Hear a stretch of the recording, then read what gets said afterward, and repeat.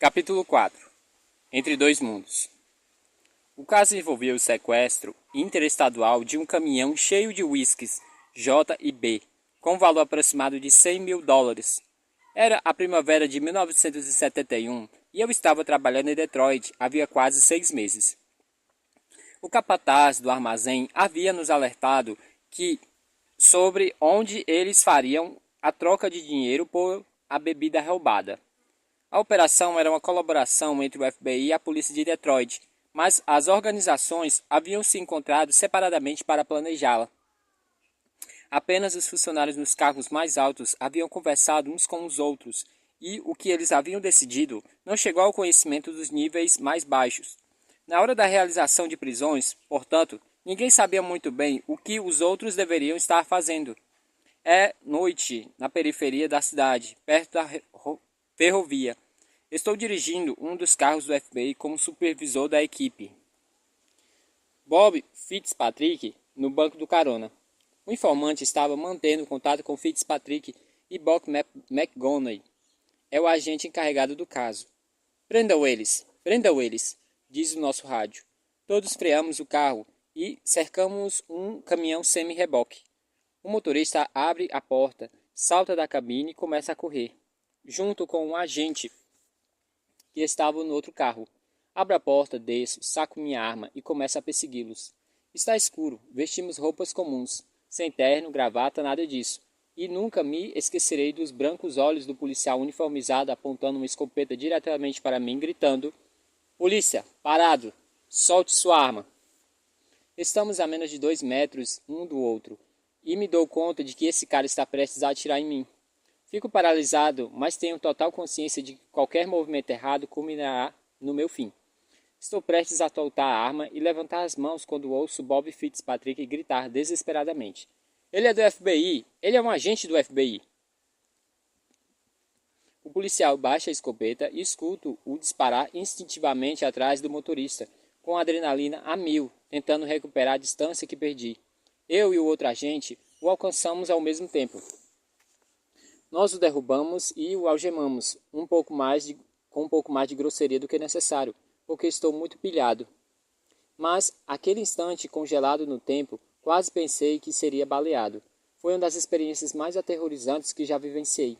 Em muitas ocasiões posteriores, ao tentar me imaginar no lugar das vítimas de estupros ou assassinatos, quando me forcei a imaginar o que devia estar passando na cabeça delas e o que sentia no momento do ataque, me lembrei do meu próprio medo, e isso realmente me ajudou a compreender os casos do ponto de vista da vítima. Enquanto nós, agentes mais jovens, suávamos para realizar o maior número de prisões que podíamos, muitos dos agentes mais experientes pareciam agir como se não valesse a pena arrumar sarna para se coçar, já que recebiam o mesmo salário, quer nos arriscamos ou não. Agia como se a iniciativa fosse algo para vendedores.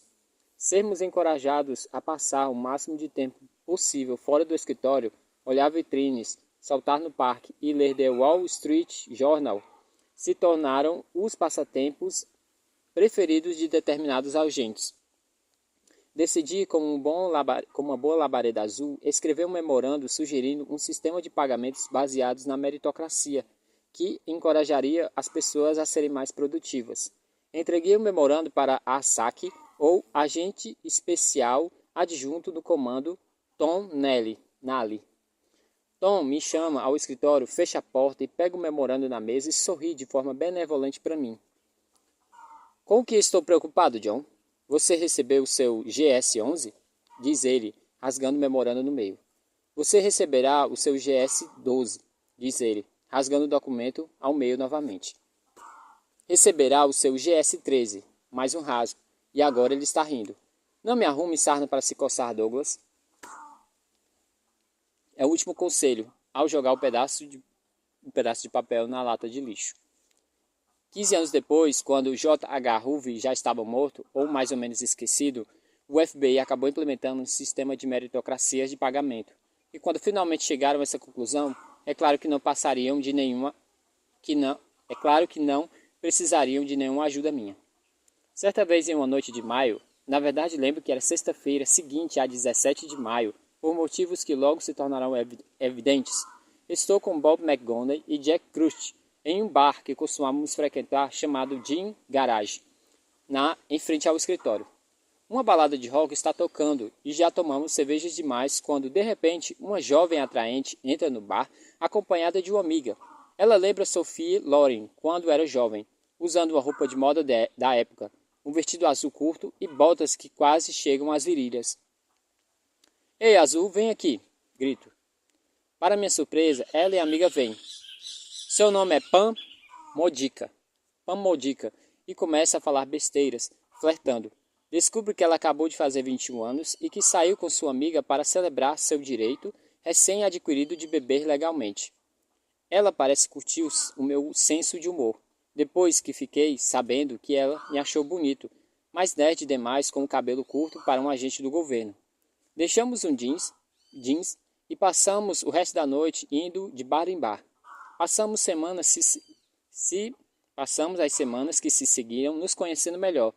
Ela morava em Detroit e eu havia estudado na Fishing Heights, uma escola frequentada quase exclusivamente por negros, onde o grande astro de basquete, Elvin Hayes, também havia estudado. Quando a conheci, ela era aluna da East Michigan University, em Ypsilanti. Nossa relação logo ficou séria, mas isso trouxe um custo social para a Pam. Em 1971, a Guerra do Vietnã ainda estava acontecendo e a desconfiança em relação ao FBI era enorme nos campos universitários. Muitos dos amigos dela não queriam andar conosco, convencidos de que eu era um infiltrado do governo, derrubando o que eles faziam para algo superior. A ideia de que aqueles jovens fossem dignos de espionagem era absurda, mas o FBI realmente estava fazendo esse tipo de coisa na época. Lembrei que fui uma aula de sociologia com Pam. Eu me sentei no fundo da sala, ouvindo a palestrante, uma professora assistente jovem e radical, muito devotada e atenada. Isso. Fiquei encarando a professora e os olhos dela sempre voltavam para mim, o que me deixou claro que a minha presença ali a incomodava. Qualquer um do FBI era inimigo mesmo. Mesmo que fosse o namorado de uma das suas alunas. Ao relembrar um incidente, me dei conta do tipo de efeito inquietante que somos capazes de exercer antes, sendo nós mesmos, eu e a minha unidade, usamos isso a favor. Em um caso terrível de assassinato no Alasca, meu colega, Judy Ray, que é negro, fez com que o réu racista perdesse a compostura em seu julgamento, apenas se sentando ao lado de sua namorada e sendo simpático com ela. Durante os primeiros anos em que Pam estudava na East Michigan, havia um assassino em série agindo por lá, embora ainda não usássemos esse termo. Seu primeiro ataque ocorreu em junho de 1967, quando a jovem chamada Mary Flasley desapareceu do campus. Seu corpo em decomposição foi encontrado um mês depois. Ela havia sido esfaqueada até a morte e o assassino havia arrancado suas mãos e seus pés. Um ano depois, o corpo de Joan Skell foi descoberto.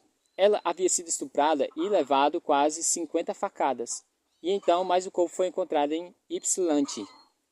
As mortes que passaram a ser conhecidas como os assassinatos de Michigan começaram a ocorrer com mais frequência. E as mulheres de ambas as universidades viviam em um estado de terror constante. Todos os corpos descobertos apresentam indícios de abusos terríveis. Quando um estudante da Universidade de Michigan, chamado John Norman Collins, finalmente foi preso em 1969, quase por acaso, pelo seu tio David Lake, que era cabo da Polícia Estadual, 6 alunas e uma menina de 13 anos já haviam sido brutalmente assassinadas. Collins foi condenado à prisão perpétua cerca de 3 meses antes de eu entrar no FBI. Mas costumo me perguntar se, com o conhecimento que o FBI tinha hoje em dia, esse monstro poderia ter sido capturado antes de causar tanto mais sofrimento. Mesmo depois de preso, seu aspecto continuou assombrando os dois campos, como o de Ted Bundy assombrou as outras universidades anos depois. A lembrança desses crimes horripilantes, era uma parte importante da vida de Pam e, portanto, tornou-se da minha também. E acho bastante provável, mesmo que de forma inconsciente, que quando comecei a estudar e caçar assassinos em série, John Norman Collins e suas lindas e inocentes vítimas estiveram sempre ao meu lado. Eu era apenas 5 anos mais velho que Pam, mas, como ela já estava na faculdade e eu trabalhava como agente da lei, muitas vezes parecia haver um conflito entre gerações. Em geral, ela era bastante reservada e parecia desinteressada quando estava em público comigo e com os meus amigos. E a verdade é que, às vezes, tirávamos vantagem disso. Certa vez, Bob e eu encontramos Pam para almoçar em um restaurante do hotel com vista para o centro da cidade. Nós dois vestíamos ternos escuros e sapatos wing tip. E ela usava sua roupa casual e descontraída de estudante universitária. Depois do almoço, pegamos o elevador de volta para o saguão, que parece parar em todos os andares. A cada andar o elevador ficava mais cheio. E na metade do caminho, Bob olha para Pam e diz: realmente nos divertimos hoje. Da próxima vez que visitarmos a cidade, ligaremos para você. Pam encara o chão, tentando não demonstrar nenhuma reação, e eu me meto na conversa. E na próxima vez, eu trarei o chantilly e você a cereja. Que galo chato, peraí. Os outros passageiros se entreolham, movendo-se desconfortavelmente, até que Pam cai na gargalhada. E então eles nos encaram como se fossem pervertidos. Pam havia feito planos para passar o semestre de outono em Coventry, na Inglaterra, como aluna de intercâmbio. Quando ela viajou para lá no fim de agosto, eu já tinha certeza de que ela era a garota que eu queria me casar. Na época, não me ocorreu perguntar se ela sentia o mesmo por mim. Eu simplesmente supus que sim. Durante o período em que ela passou fora, trocamos cartas constantemente. Eu passei muito tempo na casa de sua família, na rua Alameda 622, perto da área reservada para a Feira Estadual de Michigan. O pai de Pam havia falecido quando ela ainda era criança, mas eu aproveitei a hospitalidade de sua mãe, Rosaline, jantando várias vezes por semana e estudando os perfis dela e dos filhos, tentando assim desvendar a personalidade de Pam. Na época, conheci outra mulher, a quem Pam mais tarde apelidou, apesar de não ter a conhecido pessoalmente, de Gatinha do Golfe. Também nos conhecemos em um bar. Em retrospecto, acho que eu estava passando tempo demais em bares. Ela tinha 20 e poucos anos, era muito atraente e havia se formado recentemente na faculdade. Havíamos acabado de nos conhecer e ela me convidou para jantar em sua casa. Descubro que ela mora em Dearborn, perto da sede mundial de Ford, e seu pai é um importante executivo da indústria automobilística. Eles moram em uma enorme casa de pedra com piscina, obras de arte originais e móveis chiques. Seu pai tem quase 50 anos e é um retrato perfeito de sucesso empresarial. Sua mãe é amigável e elegante. Estamos sentados à mesa de jantar, rodeado pelos irmãos e pelas irmãs menores da minha nova amiga. Estou analisando os perfis de sua família e tentando descobrir qual seria o patrimônio líquido deles. Enquanto isso, eles também tentam me analisar. Está indo tudo bem demais. Eles parecem impressionados pelo fato de eu ser um agente do FBI e ficam felizes por ser recebido de forma diferente, como costumo ser pelos conhecidos de Pam. Mas é claro, essa família é completamente desconectada do estabelecimento. Estou ficando muito tenso e me dou conta de que é porque eles já praticamente acertaram o nosso casamento. O pai dela está interrogando sobre minha família, meu histórico, meu serviço militar. Conto-lhe sobre o meu trabalho administrando instalações esportivas da Força Aérea. Depois, ele me diz que é dono, junto com seu sócio, de um campo de golfe perto de Detroit. Ele não para de falar as coisas como Fairways e Douglas. E minha estimativa de quantidade de dinheiro e minha estimativa de quantidade de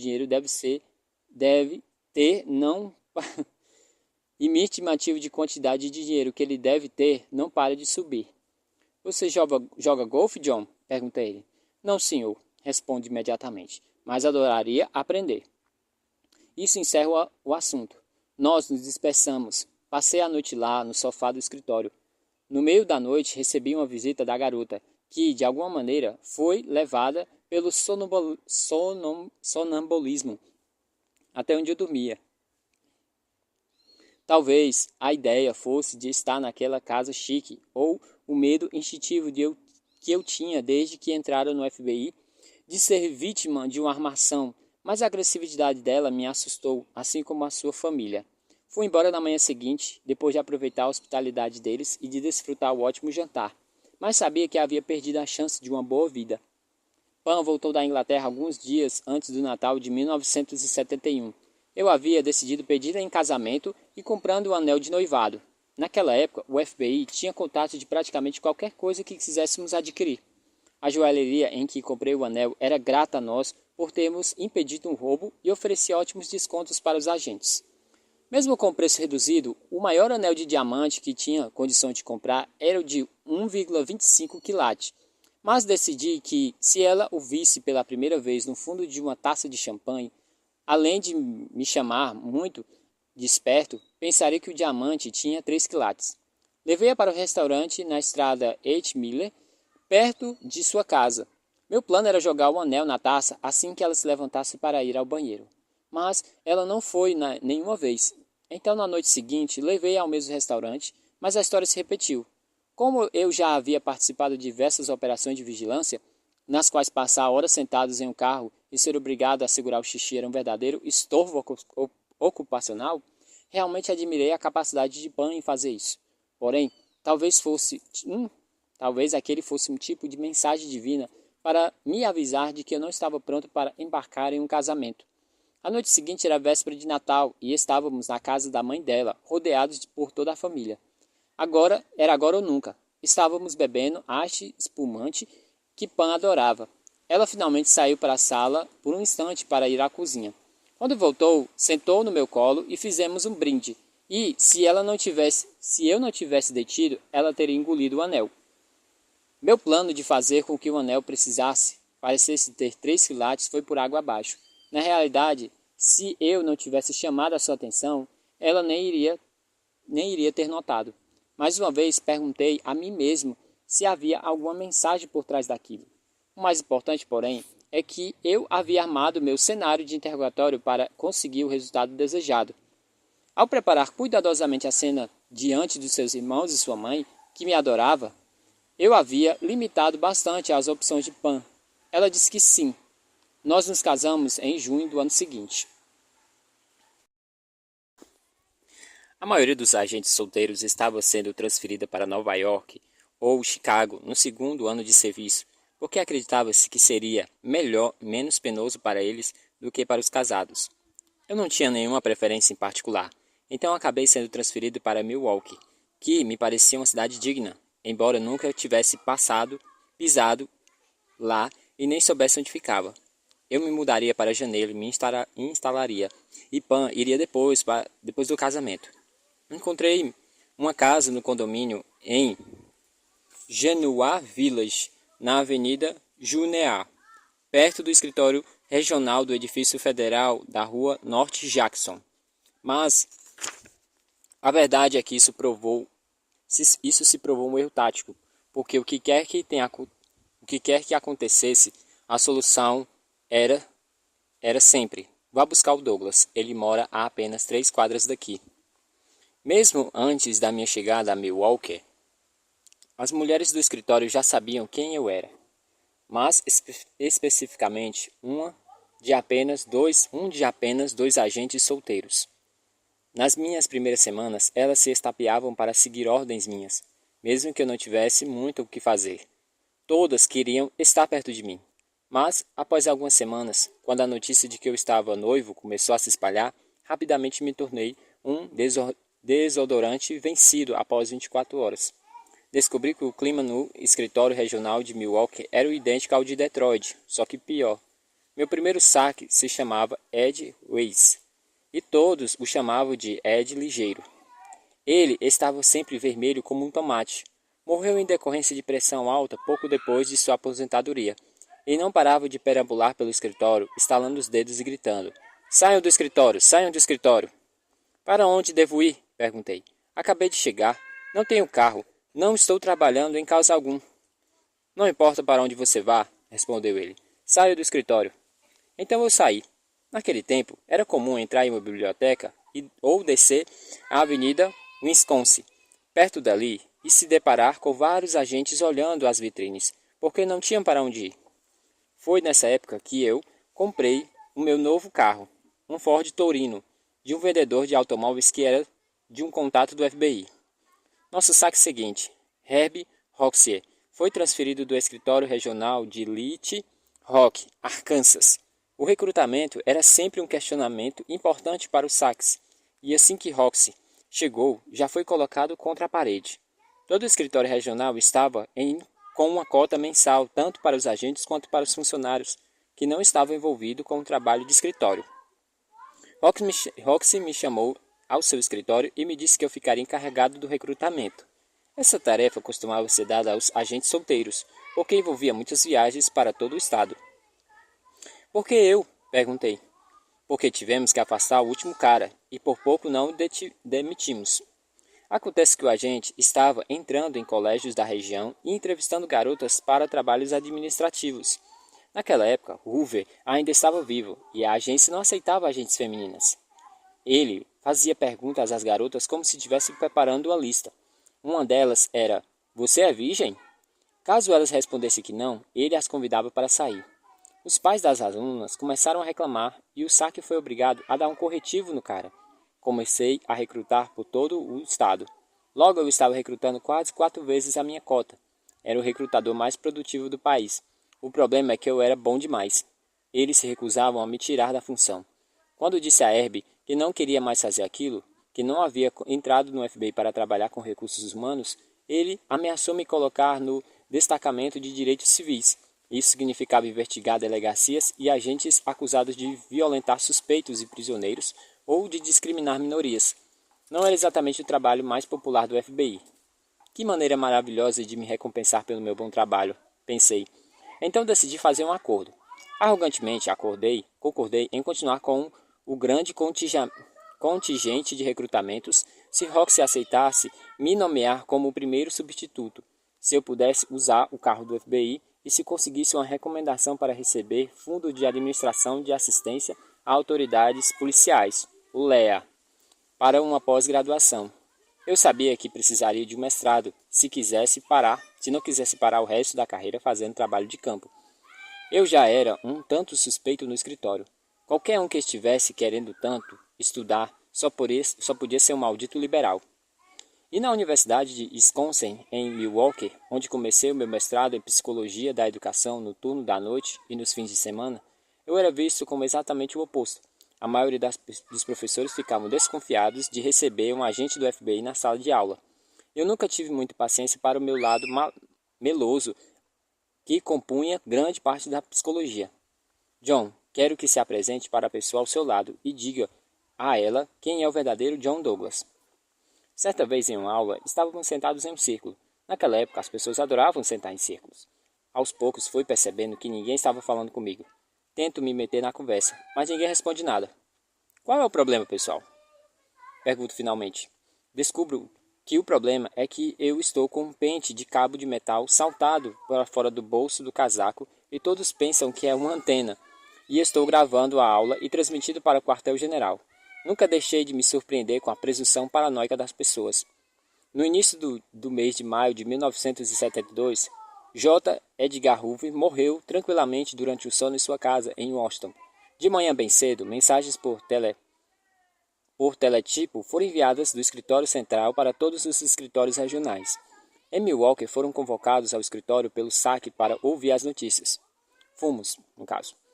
Apesar de Hoover já ter quase 80 e poucos anos e ter sido uma figura muito importante, ninguém jamais imaginou que ele morreria um dia. Como a morte do rei, todos começamos a nos perguntar de onde surgiria aquele que assumiria o seu trono. L. Patrick Gray, um vice-procurador-geral e simpatizante de Knox, foi nomeado diretor interino. A princípio, ele ganhou popularidade por implantar inovações como finalmente permitir agentes mulheres. Porém, quando a sua lealdade em relação ao governo começou a entrar em conflito com as necessidades do FBI, ele começou a perder espaço. Algumas semanas depois da morte de Hoover, estou recrutando em Green Bay quando recebo uma ligação de Pam. Ela me diz que o padre quer conversar conosco alguns dias antes do casamento. Tenho certeza de que ele acredita que conseguirá me converter ao catolicismo e ganhar a simpatia da alta patente da igreja. Mãe católica devota, criada para respeito e obedecer ao que o padre pede.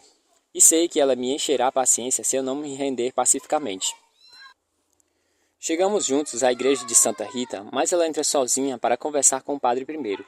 Isso me lembra da delegacia da polícia durante meus tempos na faculdade, em Montana, quando eles se separaram para ver se as nossas histórias batiam. Tenho certeza de que estão planejando a estratégia de conversão. Quando finalmente me convidaram para entrar, a primeira coisa que digo é: e aí, o que vocês dois estão planejando para esse rapaz protestante? O padre é jovem e simpático e provavelmente tem apenas 30 e poucos anos. Ele me faz perguntas genéricas como: o que é o amor? Tento analisar seu perfil para descobrir se há uma resposta correta. Essas perguntas são como vestibular. Não dá para saber se estamos realmente preparados para elas. Começamos a falar sobre o controle da natalidade, sobre como nossos filhos serão criados e esse tipo de coisa. Pergunto sobre como ele se sente sendo padre, celibatário e não tendo uma família. O padre me parece um cara bacana, mas Pan já me disse que a Santa Rita é uma igreja bem rigorosa e tradicional e que ele não se sente à vontade na minha presença, talvez por eu não ser católico, não tenho certeza. Onde vocês dois se conheceram? Pergunta ele. Imagino que em uma tentativa de quebrar o gelo. Sempre que estou em uma situação estressante, começo a fazer piadas, tentando aliviar a tensão. Eis a minha oportunidade. Penso, e simplesmente não consigo resistir. Arrasta a minha cadeira para perto dele. Bem, padre, começa a dizer. O senhor sabe que eu sou agente do FBI. Não sei se Pan já lhe contou contou o histórico dela. Enquanto falo, não paro de me aproximar, olhando diretamente seus olhos como aprendi a fazer nos interrogatórios. Não quero que ele olhe para Pan, porque não sei como ela está reagindo. Nós nos conhecemos em um bar de striptease chamado Jeans Garage. Pan dançava lá e era muito boa no que fazia. Porém, o que mais me chamou a atenção foi o que ela dançava em borlas em cada um de seus seios. Com borlas em cada um de seus seios, e conseguia girá-los em direções opostas. Acredite em mim, era algo incrível de se ver. Pan fica em silêncio absoluto, sem saber se deve falar algo ou não. O padre ouve com toda a atenção. Enfim, padre, ela começou a girar as borlas cada vez mais rápido, quando de repente uma delas saiu voando para a plateia. Todos tentaram agarrá-la. Dei um salto e consegui pegá-la. Então levei de volta para Pan. E cá estamos hoje. Ele realmente está boquiaberto. Esse cara está acreditando em mim. Mas não resisto e caio na gargalhada, como fiz ao apresentar meu relatório falso sobre o livro da escola. Quer dizer que isso não é verdade? Pergunta ele. A essa altura, Pan também está gargalhando. Nós dois balançamos a cabeça. Não sei se o padre está aliviado ou desapontado. Bob McGonagall foi o nosso padrinho. A manhã do casamento estava chuvosa e sombria, e eu estava ansioso para que a cerimônia começasse logo. Pedi para que Bob ligasse para Pan na casa da mãe dela e perguntasse se ela havia me visto ou tinha alguma notícia sobre mim. É claro que ela disse que não. Então Bob avisou que eu não tinha voltado para casa na noite anterior e que ele temia que eu estivesse hesitante ou desistindo do casamento. Ao me lembrar disso, não consigo acreditar o quão perverso era o meu senso de humor. Bob acabou rindo e nos entregando, mas fiquei um pouco decepcionado por ela não ter ficado mais preocupada. Depois ela me disse que estava tão atordoada com todos os preparativos e preocupada em controlar o seu cabelo cacheado naquela umidade que o mero desaparecimento do noivo não o preocupava tanto. Quando trocamos os votos naquela tarde na igreja e o padre nos declarou marido e mulher, surpreende-me o fato de ele ainda ter coisas boas a dizer a meu respeito. Conheci John Douglas outro dia, e ele me fez pensar bastante sobre o que sinto em relação às minhas crenças religiosas. Só Deus sabe o que eu disse para levá-lo a refletir tão profundamente, mas às vezes os caminhos dele são insondáveis. Só voltei a contar a história das borlas para um padre quando Pan pediu para que rezasse por mim em Seattle, e também fiz com que ele acreditasse. Pronto, peraí, sai de perto dos meninos Gasguito. Viajamos para uma breve lua de mel na região das montanhas Pocono, com uma bandeira em forma de coração, espelhos no teto e todas as coisas chiques. Depois fomos para Long Island, onde meus pais deram uma festa para nós. Já com poucas pessoas da minha família tinham conseguido comparecer à cerimônia. Depois do casamento, Pan se mudou para Milwaukee. Ela havia se formado e se tornado professora. Todos os novos professores eram obrigados a iniciar a trabalhar como substituto nas escolas mais barra pesadas dos bairros mais pobres da cidade. Em uma delas, do ensino fundamental, a situação era particularmente ruim. Os professores costumavam levar empurrões e chutes, e havia ocorrido várias tentativas de estupros contra as professoras mais jovens. Eu tinha finalmente saído da área de recrutamento e estava trabalhando muito no esquadrão reativo, lidando principalmente com assaltos a banco. Apesar do perigo inerente ao meu trabalho, a situação de Pan me preocupava mais, ou pelo menos tinha uma arma para me defender. Certa vez, 4 alunos a forçaram a entrar em uma sala vazia, molestaram-na e agrediram-na. Ela conseguiu gritar e fugir, mas eu fiquei furioso. Queria levar alguns agentes para a escola e descer o cacete neles. Meu melhor amigo da época era o agente chamado Joe Del Campo, que trabalhava comigo nos casos de assalto a bancos. Costumávamos frequentar a loja de Beagles na Avenida Oakland, perto do campus de Milwaukee da Universidade de Wisconsin. A loja era administrada por um casal, David e Sarah Goldberg, e Joe e eu logo nos tornamos amigos. Na verdade, eles passaram a nos tratar como os filhos. Em certas manhãs, chegavam lá bem cedo, com nossas armas, ajudando os Goldberg a colocar os Beagles e Baileys no forno. Tomávamos café lá de manhã, saímos capturar um fugitivo, seguimos algumas pistas de outros casos, depois voltávamos para o almoço. Joe e eu fazíamos musculação no centro comunitário judaico e, na época de Natal e do Hanukkah, compramos um título de sócio para os Goldberg. Aos poucos, outros agentes também começaram a frequentar o que se chamava de apenas o ponto dos Goldberg. E então fizemos uma festa lá, que contou com a presença tanto do saque quanto do assaque. Joel Del Campo era um cara inteligente, poliglota e ótimo com armas de fogo. Sua destreza acabou tendo um papel muito importante na situação mais estranha e confusa que já estive vivendo. Certa vez durante o inverno, Joe e eu estávamos no escritório interrogando um fugitivo que havia capturado na semana quando recebemos uma ligação da polícia de Milwaukee avisando que havia uma situação com reféns. Joe havia passado a noite em claro no plantão noturno, mas deixamos nossos prisioneiros sossegando um pouco enquanto visitávamos o local onde os reféns estavam. Chegando lá, em uma casa estilo Tudor, descobrimos que o suspeito, Jacob Cohen, é um fugitivo acusado de matar um policial em Chicago. Ele acabou de alvejar um agente do FBI, Richard Carr, que tentou se aproximar dele no prédio, então cercado por homens treinados da SWAT, equipe de operações especiais do FBI. O maluco decidiu passar correndo pelo perímetro da equipe e tomou 2 tiros na bunda. Ele agarrou um menininho que estava limpando a neve da calçada com uma pá e entrou em uma casa. Agora está com 3 reféns, 2 crianças e um adulto. Depois de algum tempo, liberta o adulto e uma das crianças. Ele mantém o menino, que acreditamos ter 12 ou 10 anos. E a essa altura todos já estão putos da vida. O frio é de matar. Corren está revoltado e a bunda cheia de chumbo só piora os fatos. O FBI e a polícia de Milwaukee estão nervosos um com o outro por terem permitido que a situação saísse do controle. A equipe da SWAT está puta, porque é o primeiro caso grande deles e acabaram errando ao permitir que ele atravessasse o perímetro. O FBI está com sangue nos olhos, porque o homem alvejou um de seus agentes, e a polícia de Chicago já mandou um recado dizendo que eles vir capturá-lo e que se for preciso alguém atirar no suspeito, eles querem ter esse direito. O saque Herbie Roxy chega ao local e comete o que considera uma série de erros, que se misturam aos outros já cometidos por todos. Primeiro ele usa o megafone, que faz com que soe ditatorial. Uma ligação seria mais sensato, além de oferecer a flexibilidade da negociação privada.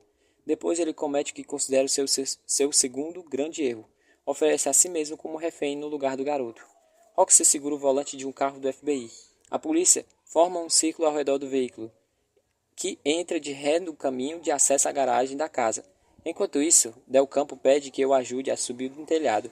Joe lembra que se trata de uma casa estilo Tudor, com telhados íngremes e escorregadios por conta do gelo. E Joe, afinal, tinha passado a noite em claro. A única arma que ele carrega é sua Magnum 357, com um cano de 6 centímetros. Corren sai da casa envolvendo a cabeça do menino com o braço e prendendo-o junto ao corpo. O detetive Beasley, do Departamento de Polícia de Milwaukee, afasta-se do círculo de policiais e diz: Jack, trouxemos o que você pediu. Deixe o garoto em paz. Del Campo continua arrastando o telhado acima. Os policiais o avistam e entendem o que ele está tramando.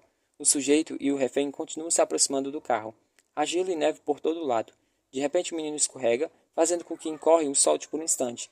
Del Campo surge do cume do telhado, considerando que, por causa do cano curto da sua arma, a bala talvez suba. Ele mira o pescoço e dispara um tiro. Um tiro é certeiro, impressionante bem no meio do pescoço do sujeito. Coren desaba, mas ninguém sabe ao certo se ele foi atingido ou se foi o menino. Exatamente 3 segundos depois, o carro é coberto de balas. No fogo cruzado, o detetive Beasley leva um tiro no tendão de Aquiles. O menino rasteja de 4 diante do carro, que avança sobre ele, porque Roxy foi atingido por cacos de vidro e perdeu o controle da direção. Felizmente, o menino não sofre nenhum dano grave. Bem ao estilo do FBI, o noticiário local daquela noite mostra o agente especial encarregado do caso, Herbert Roxy, sendo carregado para uma sala de emergência em uma maca com sangue escorrendo do ouvido, dando um depoimento à imprensa quando o médico guia. De repente ouvi disparos, e havia balas por todo lado. Deve ter sido atingido, mas acho que estou bem. FBI, Deus, maternidade, torta de maçãs, etc. Mas as coisas não terminaram por aí. A situação leva a um confronto físico, e os policiais querem espancar Del Campo por roubar o disparo que devia ter sido deles. A equipe da SWAT também não está nada satisfeita, porque ele sujou a imagem do grupo. Leva sua insatisfação ao Asaki Ed Best, que ele defende Del Campos, afirmando que Joel salvou a situação que eles haviam permitido chegar àquele ponto. Coren tinha entre 30 e 40 perfurações na entrada e saída de balas espalhadas pelo corpo, mas foi carregado com vida para a ambulância. Para a sorte de todos os envolvidos, ele morreu antes de chegar no hospital. Por algum milagre, o agente especial Carr sobreviveu. A bala de Coren atravessou a gabardina que ele vestia, perfurou o ombro, ricocheteou na traqueia e se alojou no pulmão. Carr guardou a roupa com o furo da bala e passou a usá-la com orgulho daquele dia em diante. Durante um tempo, Del Campo e eu formamos uma excelente dupla, exceto pelas vezes que caímos na gargalhada e não conseguíamos nos controlar. Certa vez estávamos em um bar gay, tentando conseguir alguns informantes para nos ajudar a capturar um assassino homossexual em fuga. De repente percebemos que todos estavam olhando para nós e começamos a discutir sobre em qual deles ele tem interesse. Então avistamos uma placa no bar que dizia: "É bom encontrar um homem durão." E não aguentamos e começamos a rir como 2 idiotas. Não foi muito difícil nos fazer rir. Certa vez caímos na gargalhada, enquanto conversávamos com um cadeirante em um asilo. E outra vez, enquanto entrevistávamos um empresário elegante de 40 e poucos anos, cuja peruca havia escorregado pela metade da testa. Não importava a situação. Se houvesse qualquer possibilidade de humor, Joe e eu a encontrávamos. Por mais que isso soe insensível, provavelmente era um talento inútil para nós. Quando você passa o tempo todo vendo cenas de assassinatos e desovas de corpos, em especial de crianças, e quando você já conversou com centenas e milhares de vítimas e suas famílias, você já viu as coisas inacreditáveis que os seres humanos são capazes de fazer? Ou é melhor que saiba rir de coisas bobas, ou vai enlouquecer. Ao contrário de muitos caras que tornaram-se agentes da lei, nunca fui fascinado por armas, mas desde a Força Aérea sempre fui bom de mira. Pensei que seria interessante passar um tempo na equipe da SWAT. Todo escritório regional tinha uma. Era um trabalho de meio expediente. Os 5 integrantes da equipe eram convocados quando necessário. Consegui entrar e fui designado como franco atirador, que fica mais na retaguarda e dá os tiros a longa distância. Todos os outros integrantes tinham um histórico fortemente militares, como os boinas verdes e rangers, e eu só dera aulas de natação a mulheres e filhos de pilotos. O líder da equipe, David Crow, acabou se tornando diretor assistente adjunto em Quântico, e foi ele quem me pediu para liderar a unidade de apoio investigativo. Em determinado caso, um pouco mais simples do que o espetáculo envolvendo Jacob Corren, um cara roubou um banco, depois foi perseguido em alta velocidade pela polícia e acabou encurralado em um armazém. Foi nesse momento que nos chamaram. Dentro do armazém, o suspeito tirou toda a roupa, depois vestiu-se de novo. Ele parecia realmente pirado. Então pediu que sua esposa fosse levada para o local e foi o que fizemos. Anos depois, quando já havíamos reunido mais informação sobre esse tipo de personalidade, compreendemos que não deveríamos ter feito isso. Não devemos atender a esse tipo de exigência, porque a pessoa que os suspeitos pedem para ver costuma ser a mesma que eles consideram ter iniciado o problema. Portanto, você está expondo essa pessoa a um risco enorme e criando a situação ideal para um assassinato seguido de suicídio. Felizmente, naquele caso, em vez de o levarmos para dentro do armazém, preferimos que ele conversasse com ele por telefone. E, como era de se esperar, assim que ele desligou o telefone, estourou os próprios miolos com uma escopeta. Estávamos todos esperando em nossas posições havia horas, e no instante tudo estava acabado. Mas nem sempre é possível se livrar do estresse com tanta facilidade, e isso costuma provocar um tipo deturpado de humor. Caramba, por que ele teve que se matar? Comentou um dos agentes. Douglas é um excelente atirador. Ele poderia ter se encarregado disso. Fiquei pouco mais de 5 anos em Milwaukee. Depois de algum tempo, Pan e eu nos mudamos para o apartamento na Avenida Genue para a casa na estrada Broad longe do escritório, perto do limite norte da cidade. Passei a maior parte do tempo lidando com assaltos a banco e recebi uma série de menções honrosas por casos resolvidos. Notei que tinha mais sucesso quando conseguia detectar uma assinatura que os unisse, um fator que mais tarde se tornou uma pedra fundamental nas nossas análises de assassinatos em série. A única atrapalhada significativa que realizei durante esse período foi quando Jerry Hogan substituiu Herbie Roxy como saque. Nosso trabalho não oferecia muitos benefícios, mas um automóvel do FBI era um deles, e Hogan tinha orgulho de seu novo Ford LTD verde esmeralda. Certo dia, eu precisava de um carro para uma investigação, mas não havia nenhum disponível. Como Jorge estava em reunião fora do escritório, pedi ao ASAC, Arthur Fulton, para usar o carro do SAC. Ele hesitou, mas acabou permitindo. Pouco depois, Jerry me chamou para o seu escritório e começou a gritar comigo por ter usado o carro dele e o devolvido sujo, e pior ainda com os pneus vazios. Eu nem havia notado. Acontece que eu me dou bem com Jerry, e enquanto ele grita comigo, não consigo deixar de rir. Parece que foi um erro. Mais tarde, o supervisor do meu esquadrão, Ray Brenner, disse: Sabe, John, Jerry Horgan gosta de você, de verdade, mas precisa mas precisa te ensinar uma lição. Ele vai transferir você para a reserva indígena. Foi mais ou menos nessa época que ocorreu um incidente em Wuderkin e o despertar de uma onda de consciência sobre os direitos dos povos nativos. Éramos tão odiados nas reservas quanto nos guetos de Detroit. O governo havia tratado os índios muito mal. Quando eu cheguei à reserva Menominee, em Green Bay, mal pude acreditar na pobreza, sujeira e precariedade do local onde aquelas pessoas eram obrigadas a morar. Tanto da sua cultura havia sido arrancado deles que muitas vezes pareciam anestesiados. Por culpa das condições deploráveis e do histórico de hostilidade e indiferença do governo, muitas reservas apresentavam altos índices de alcoolismo, violência doméstica, agressões e assassinatos. E exatamente por conta da enorme desconfiança em relação ao governo, era quase impossível um agente do FBI conseguir qualquer tipo de cooperação ou assistência das testemunhas. Os representantes locais da Agência para Assuntos Indígenas também não ajudavam em nada. Nem os familiares das vítimas queriam se envolver, temendo que achasse que eles estavam colaborando com o inimigo. Às vezes, quando ficamos sabendo de um assassinato e chegamos ao local do crime, o corpo já estava lá havia dias, infestado de larvas de inseto.